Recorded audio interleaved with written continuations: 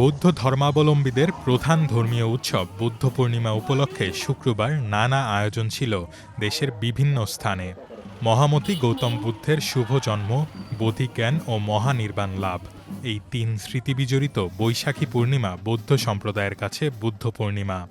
দুই পার্বত্য জেলা রাঙামাটি ও খাগড়াছড়িতে শোভাযাত্রার মধ্য দিয়ে শুরু হয় বর্ণিল আয়োজন। উৎসব উপলক্ষে রাঙামাটিতে ১ মে শুক্রবার বনরূপা মৈত্রীবিহার প্রাঙ্গণ থেকে শোভাযাত্রা শুরু হয়। পরে সেটি তবলছড়ি আনন্দ বিহারে গিয়ে শেষ হয়েছে। পার্বত্য ভিক্ষু সংঘ বাংলাদেশ এই শোভাযাত্রার আয়োজন করে। এতে নানা বয়সী নারী পুরুষকে অংশ নিতে দেখা যায়। বৌদ্ধ ধর্মাবলম্বী পাহাড়ি বিভিন্ন জাতিগোষ্ঠীর মানুষও এতে অংশ নেন।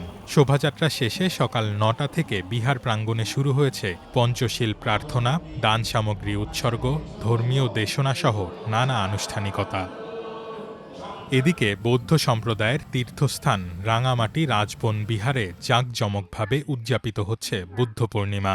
বনভান্তের আবাসিক ভবনের পশ্চিম পাশে ও দেশনা ঘরের উত্তর পাশে দুটি বুদ্ধ প্রতিবিম্ব রাখা হয়েছে।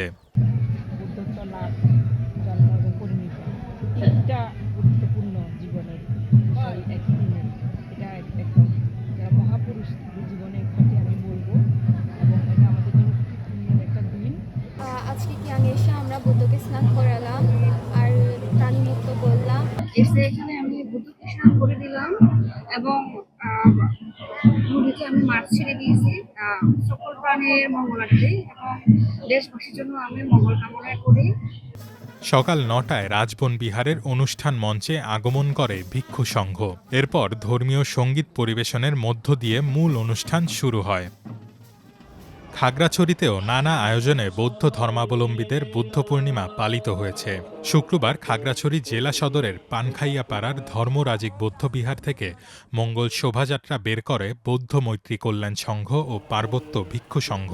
শোভাযাত্রাটি চেঙ্গি স্কোয়ারে এসে শেষ হয়।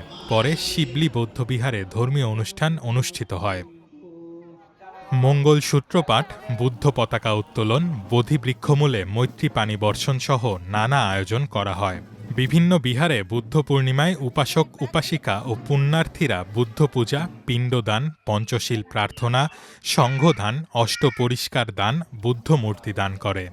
এখানে এসেছি আমাদের ট্র্যাডিশনাল পিনন পরে, তারপর আমরা ইয়া থেকে পান্থাপাড়া বৌদ্ধ বিহার থেকে রেলি করে এই জনবল বৌদ্ধ বিহারে এসেছি। রেলির পরে আমরা পঞ্চশীল গ্রহণ করব, বাঞ্ছিতের ধর্ম দেশনা শুনব। আজকের এই দিনটি হলো এই বৌদ্ধ ধর্মাবলম্বীদের অত্যন্ত গুরুত্বপূর্ণ দিন। জন্ম, মৃত্যু এবং বৌদ্ধতলা শ্রী বিজড়িত আজকের এই দিন। এই দিনটি জন্য আমরা সকলে পরিবার পরিজন নিয়েই আমরা অংশগ্রহণ করছি।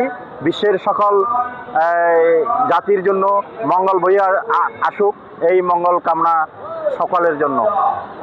বাংলাদেশ সহ পুরো বিশ্বে গৌতম বুদ্ধ অহিংসা বাণী প্রচারের মাধ্যমে বিশ্বের শান্তি ফিরবে এমন আশা আয়োজকদের।